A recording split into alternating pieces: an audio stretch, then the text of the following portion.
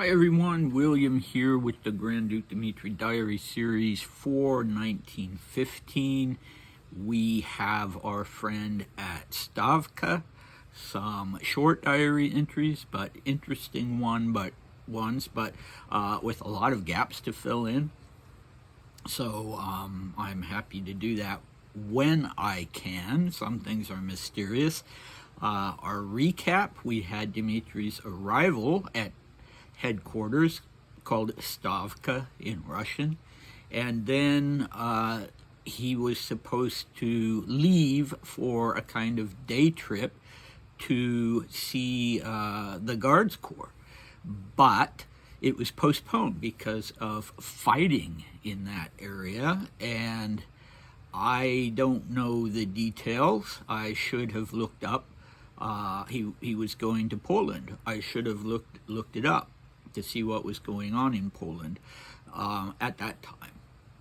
And, I don't know if it was for his sake necessarily that it was postponed. I mean, he'd been in combat after all, but, or if it was some kind of, larger delegation with Dmitri as the Romanov representative. Anyway, I'm assuming that he was going to Poland, because today we do indeed have him going to Poland, so maybe it was just very temporarily postponed, and that's kind of where I dropped the ball, because I could have looked up this Polish town that he was going to and see if there had indeed been fighting around it at that time. Okay, our cast today.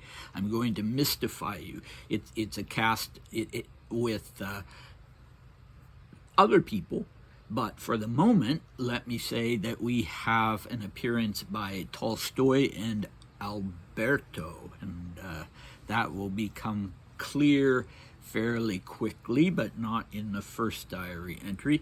Okay, so here we go. I always end up with this not tipped forward or not. Maybe that's too much, but I'm going to leave it tipped forward enough, I meant to say. Okay, so we're up to, today I should say we're doing the 6th, 7th, and 8th of July. So here we go, 6th/19th July, Sedlets. So Sedlets has a name that I can't pronounce in Polish. The Russian and perhaps the German form of it was Sedlets, spelled Sedlets. So that was the destination. Left Stavka at 12 o'clock. Played dominoes on the way. Brest, Sedlets at 9 o'clock. That's Brest, B-R-E-S-T, not a suddenly appearing Brest, B-R-E-A-S-T. Sedlets at 9 o'clock. Cinema, candy store. It's not clear what kind of meeting, blank, mood, blank. So we have two unintelligible words here, which is unfortunate. So anyway, what was going on in Sedlets? Dmitri talks about some kind of meeting.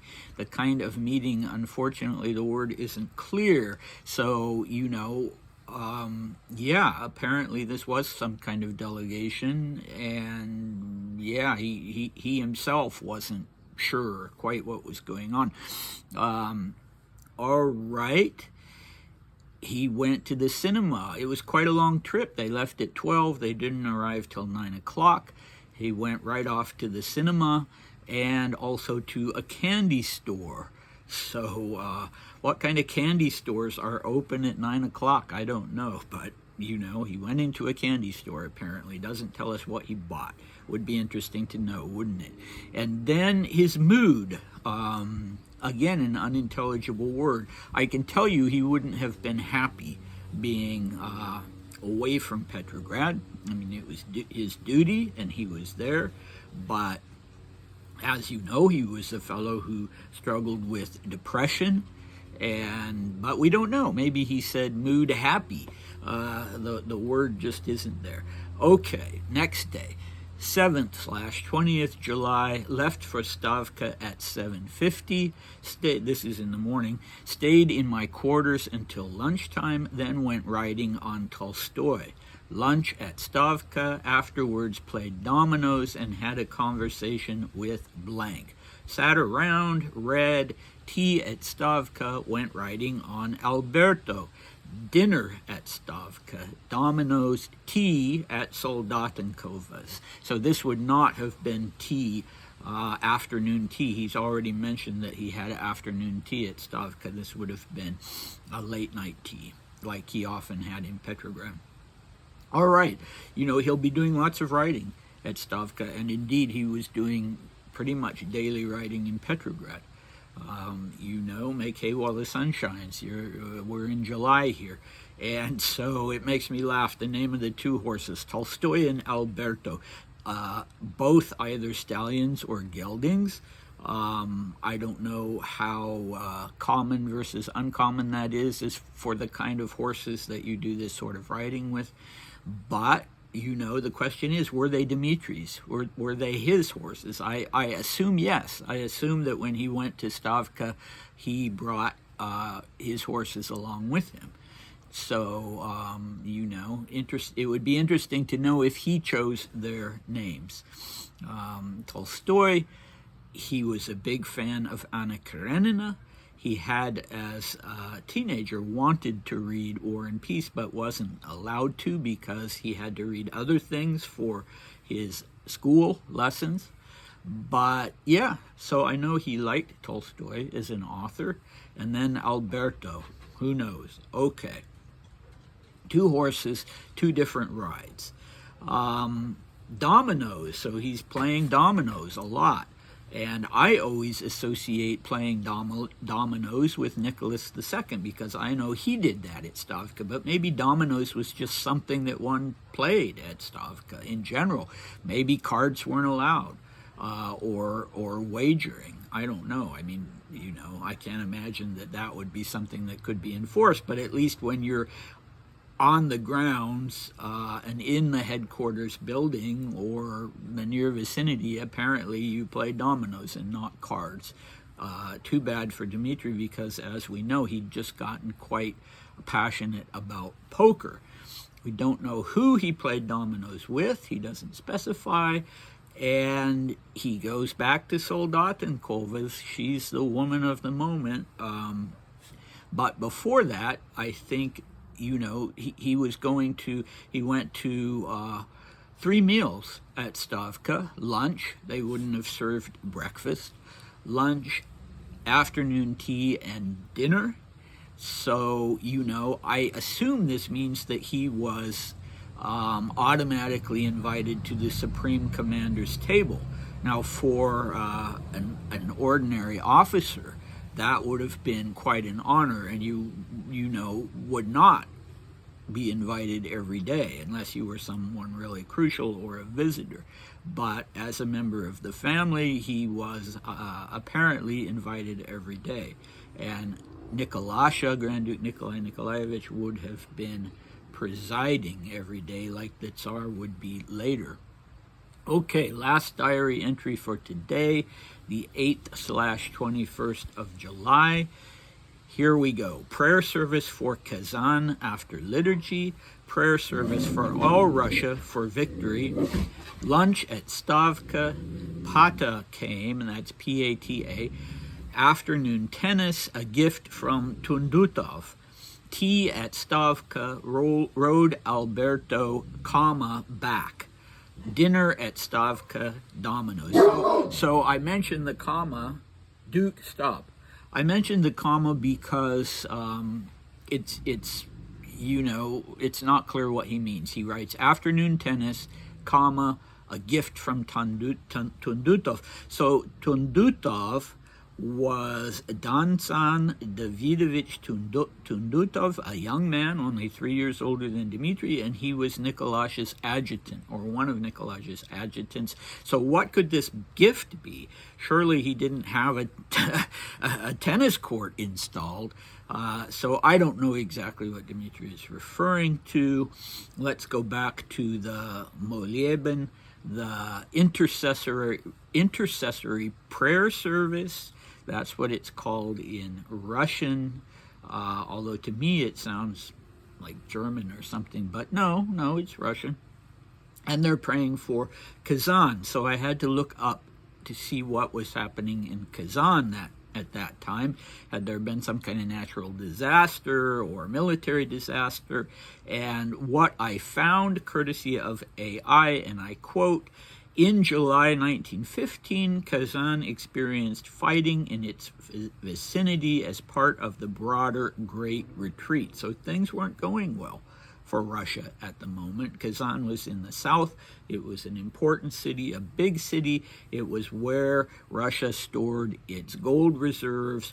And I can confirm, that from what I found, that it was not actually taken, or I don't know how much danger it was in. There was fighting around it.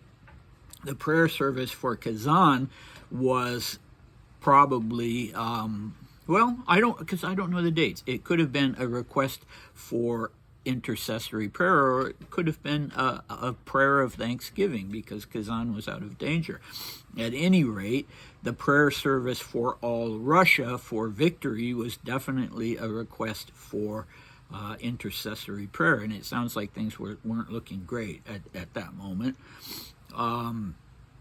Then we have, and it's interesting to note that this prayer service was after liturgy. I don't know if it was Sunday. I didn't look it up, but I think maybe in the Roman Catholic Church you would have the liturgy itself would be the service. Maybe I shouldn't say that. Probably, but it's typical in the Orthodox Church to have another service appended to it. In my parish, for instance, it's not traditional because the day for prayers for the dead is usually Saturday. So the prayer service, the Panihida for the dead, it's not always on Sundays. But in my parish, they don't do it on Saturday. They do it on Sunday after the liturgy, which, you kind of always hope there's not going to be one because you've already, liturgy goes for an hour and a half, and then you have the memorial prayer service. But it's a beautiful service, and when they do it after the liturgy, it's quite short. Okay, so lunch at Stavka. Pata came. Pata is not an abbreviation. As I said, it's spelled P-A-T-A, and the curious thing about it is that it is plural. So Pata is not a person. I don't know what it is, if it's more than one person, if it's a surname, if it's a group of people belonging to a unit or an organization. If you are a native-speaking Russian and you've ever heard this name/word before, please do let me know. All right, then the tennis and this whole thing about the gift. And that's about it. So what do we have next time? We have it's ladies days. We have several of them, and we'll talk about that. And we have a surprise for me from Albert Bertie Stopford, who was British, and he was an espionage agent. I don't know if it was known that he'd been sent to Russia as an agent, an intelligence agent, I should say, or not. He has been linked to the Rasputin assassination, and the fact that Dmitri and Felix both knew him well and, sort of hung around with him has caused the speculation that it was actually, the assassination was actually a planned, a thing planned by the British. Personally, I don't believe that. I don't find the revisionary history convincing, but there are one or two books out there about it. Come back. I managed to get through in 15 minutes today, which means I'm going to reward myself with a second cup of coffee because I didn't hit 20 minutes. Although if I keep talking, I will. So I will say goodbye and hope to see you next time.